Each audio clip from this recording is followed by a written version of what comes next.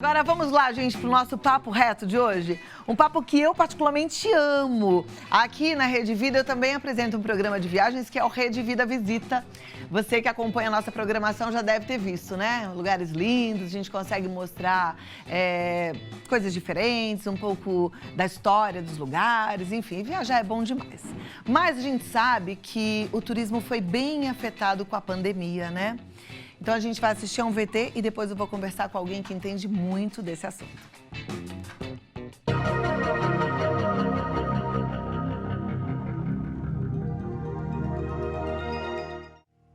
Há pessoas cuja grande paixão da vida é viajar, estar em movimento constante, explorando novas paisagens e culturas, é uma fonte de enorme felicidade. Mas com fronteiras internacionais fechadas e voos cancelados, o único destino é a nossa casa. Dessa forma, o turismo, cuja existência depende da mobilidade humana, encontra-se profundamente afetado. O setor no Brasil deixou de faturar 41,6 bilhões de reais desde o início da pandemia do Covid-19. Considerando os meses de março a setembro, o montante representa uma queda de 44% no faturamento do setor em comparação ao mesmo período do ano passado. Ao contrário de setores como o comércio e outros serviços em recuperação desde o início do segundo semestre, o turismo ainda não apresenta grandes sinais de retomada. Com isso, regiões dependentes da economia turística sentem de forma mais intensa o desemprego no setor, assim como outros efeitos decorrentes dessa interrupção repentina. A Organização Mundial do Turismo não prevê uma recuperação do setor antes do fim de 2021. Especialistas ouvidos pela agência acreditam que o turismo mundial não vai se reerguer antes de 2022.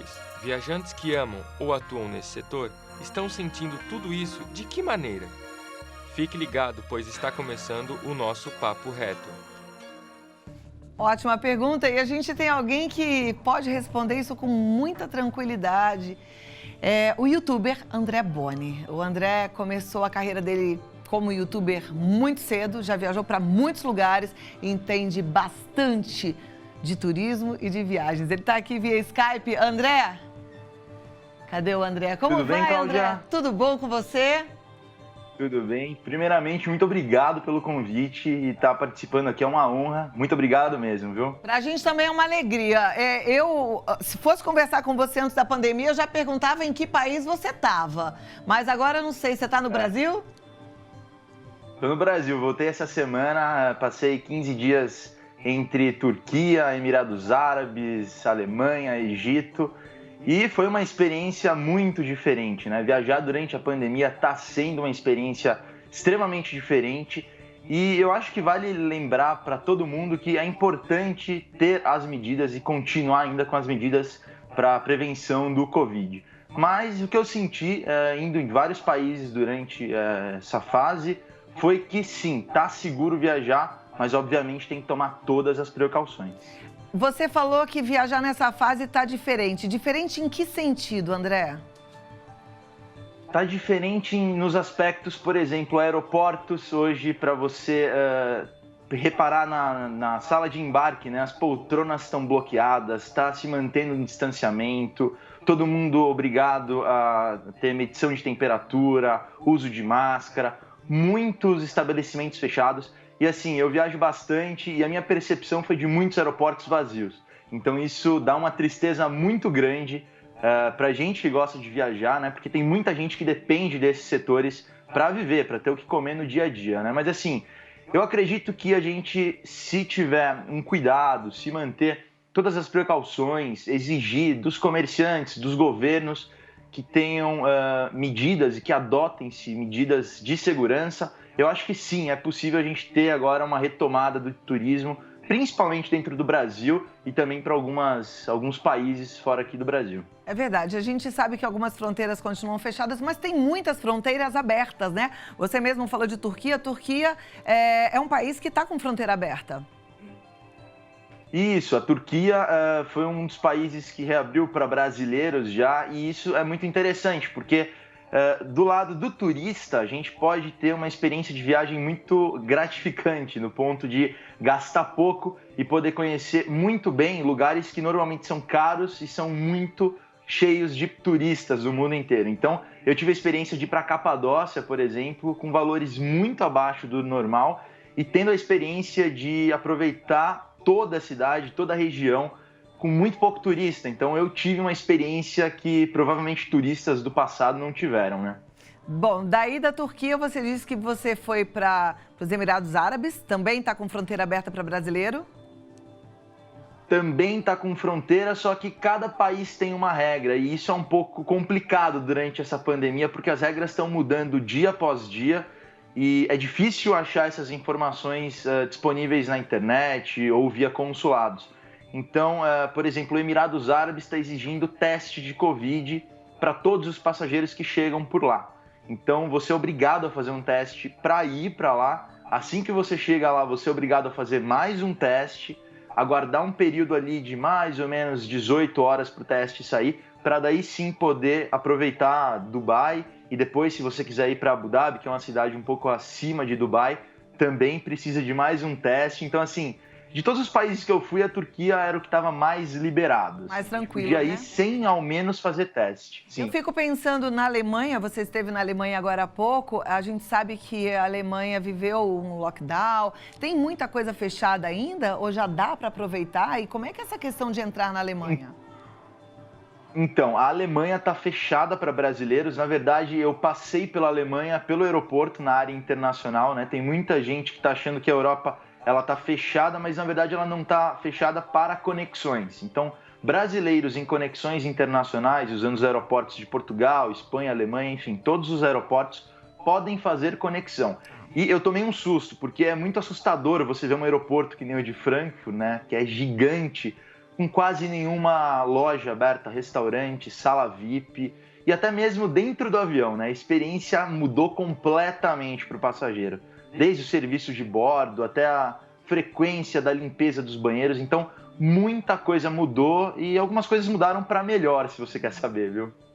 Que bom, né? E que a gente fique com essas mudanças positivas para sempre. Agora, André, aqui no Brasil, o serviço de bordo não está acontecendo, né? Eu fiz alguns voos recentemente para o Rio de Janeiro, para Natal, e eles estão servindo no final alguma coisa, ou dando um biscoitinho no final. Como é que está no voo internacional? Então, na verdade, assim, essa é uma regra da ANAC, né? Ela não está liberando o consumo de refeição a bordo em voos domésticos, mas se você vai fazer um voo com empresas brasileiras ou empresas estrangeiras para o exterior, está sim sendo servido o serviço, só que depende da empresa aérea e depende de que classe que você está viajando. Então, pelo YouTube eu tenho recebido muitos relatos de alguns inscritos que viajaram com empresas, por exemplo, para a Turquia, onde o serviço de bordo era muito pequeno, muito reduzido. Eu já, na minha experiência, eu acabei fazendo esses voos na classe executiva, então eu percebi que quase todas as companhias tiveram um serviço de bordo tradicional, entrada, prato principal, sobremesa. Então varia muito de empresa para empresa e de quais leis cada empresa está seguindo, né, por conta do seu país de origem. Perfeito. Você deu a entender que a Turquia seria um excelente destino nesse momento de pandemia para quem está disposto a encarar uma viagem. Tem um outro país que você indica? O México é um país que, na verdade, nunca fechou para brasileiros. Ele sempre se manteve aberto durante a pandemia. Então, a gente pega algumas regiões, como, por exemplo, a região de Cancún, que tem uma rede hoteleira muito grande. Então, quem quer conhecer e está querendo viajar, eu julgo ser um bom momento, porque as principais redes de hotéis que estão estruturadas lá já tomaram medidas para conter, né, esse fato do Covid. Então, por exemplo, lá é um bom destino, Dubai, Turquia, e cada dia que se passa a lista de países vem aumentando que os brasileiros podem viajar, né? A grande maioria exige o teste, mas assim, é só fazer o teste, tá tudo tranquilo e você pode viajar. Vale muito a pena. Eu vou te pedir uns minutinhos, mas vou deixar uma pergunta no ar. Você que, como viajante, deve ter pesquisado sobre a segurança nas aeronaves em relação à contaminação do Covid-19. Eu volto para você me contar sobre isso já já, tá bom? Beleza, combinado. Até mais. Então, segura aí. Agora vamos lá. Quando o assunto é turismo, a gente tem alguém que entende muito para conversar com a gente e é por isso que eu estou conversando com o André Boni. A gente está falando sobre como a pandemia afetou o turismo mundial, né, André? A gente já aprendeu um monte de coisa boa com você, mas eu deixei uma pergunta no ar. Todo mundo tem medo nessa época de aglomeração. E o avião, de certa forma, é uma aglomeração, porque a gente fica ali todo mundo meio que juntinho, né? Como é que é isso? Exatamente, isso é uma dúvida que eu recebo bastante também pelas redes sociais, que é em relação a como funciona a segurança para os passageiros que estão ali dentro, porque, como você mesmo disse, está todo mundo muito próximo, né? A gente pega aeronaves com 180, 200 lugares voando aqui dentro do Brasil. Bem, todos esses aviões, eles possuem um sistema de filtragem que contam com filtros EPA. Esses filtros seguram 99,97% de todas as partículas, e aí a gente inclui a partícula do Covid. E todo o ar de dentro da cabine, ele é trocado a cada 3 minutos. Então, o filtro associado à troca do ar e também associado a outros processos que a empresa aérea acaba fazendo com o avião. Por exemplo, durante toda a decolagem e pouso, todas as vezes passam funcionários da empresa em áreas de contato, como por exemplo, aquela parte que a gente deixa a mão na poltrona, na mesinha. Todas as decolagens e pousos passa um funcionário limpando ali com álcool. No final da noite eles passam por uma higienização mais aprimorada, que conta até com luz ultravioleta para de fato eliminar toda e qualquer chance de ter vírus. E a gente percebe como é seguro pelo fato dos comissários, né? Porque, teoricamente, eles estariam muito mais ali à mercê do vírus do que os passageiros, porque eles estão fazendo vários voos ao dia e o número de comissários que vem pegando Covid é muito baixo, é até mais baixo do que a média normal da população. Então, isso mostra como as empresas aéreas e a ANAC tá cuidando bem desse assunto para os brasileiros poderem viajar com bastante segurança.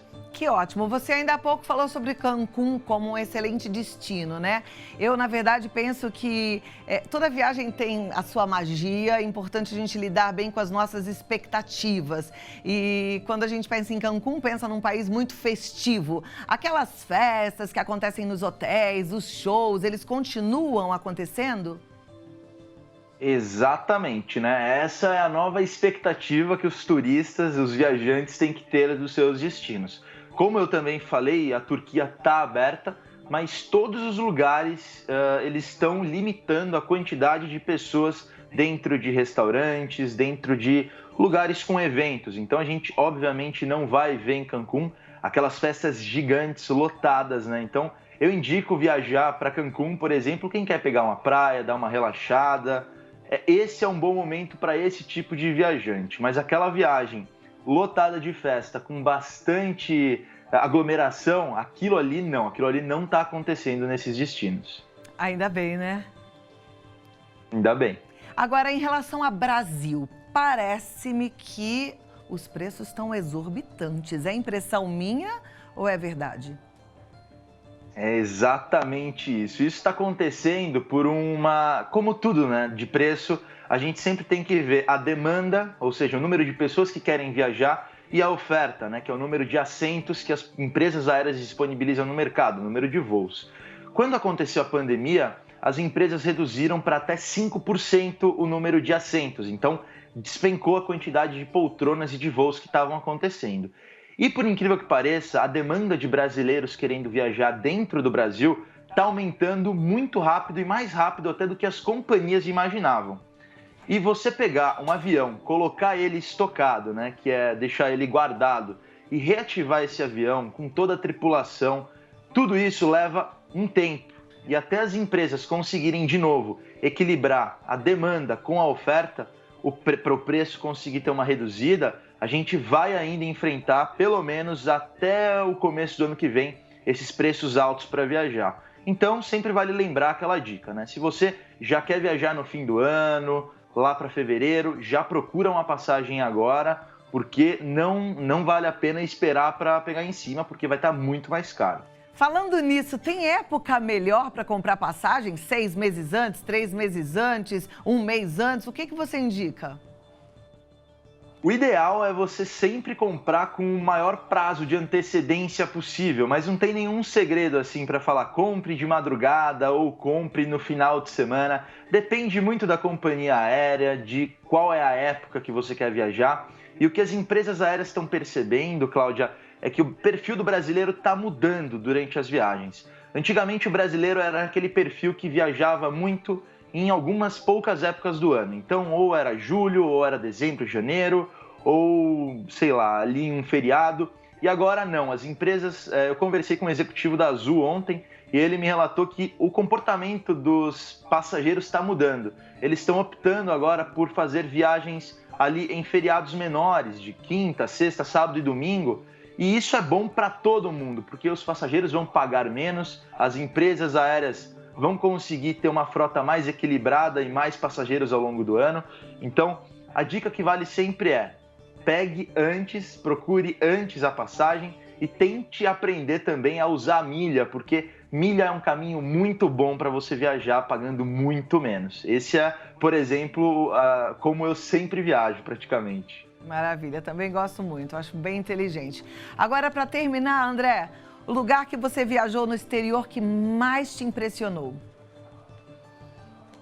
É difícil dizer, porque assim, eu já fui para muitos lugares muito legais, mas eu acho que a Capadócia foi um dos lugares mais incríveis, com certeza, que eu já fui na vida. Ver o sol nascendo com aqueles balões, aquela vista, é uma energia muito boa e assim, são coisas só que Deus mesmo faz, porque é muito, muito bonito mesmo de ver. Lugar no Brasil que mais te marcou, que você achou mais bonito? Lugar aqui no Brasil, eu acho que o Jalapão, Parque do Jalapão, lá no Tocantins. Muito diferente e muito gostoso. Também fiquei apaixonada. Não é para qualquer viajante, né? Tem que aguentar aquele 4x4 é longe, balançando ali naqueles 750 quilômetros, porque não é para qualquer um. Exatamente. Mas é lindo demais mesmo. Mas vale a pena, né? Você disse que agora no final do ano e fevereiro, Cancún seria um bom destino. Aqui no Brasil tem algum destino especial, assim, que esteja com preço bom, que ainda tenha disponibilidade? Eu acho que algumas regiões, alguns lugares do Nordeste você ainda está conseguindo encontrar boas tarifas, se você procurar, obviamente, porque é como a gente fala, né? O Nordeste ele tem uma estrutura hoteleira normalmente para aguentar uma capacidade grande de passageiros no fim do ano.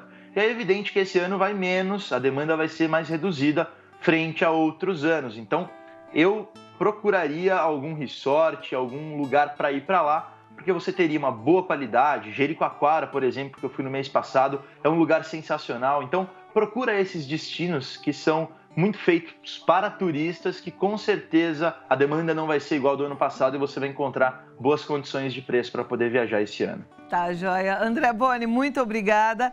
Olha, eu vou falar que seu canal é o Grande Bonera, tá certo? Bonera?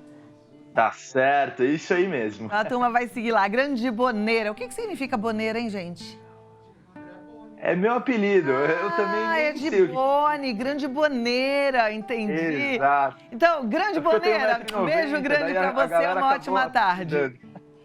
Obrigado, Cláudia. Tchau, tchau, até mais. Tchau, tchau. Show, né? Um monte de dica legal. Agora, gente, pra quem quiser viajar no Brasil, tem que correr muito, tá? Ele falou de Nordeste, eu fuço tudo de viagem. Tá difícil, tá tudo lotado, tá tudo caro demais. Acho até que vale a pena pensar um pouquinho em Santa Catarina, sei lá.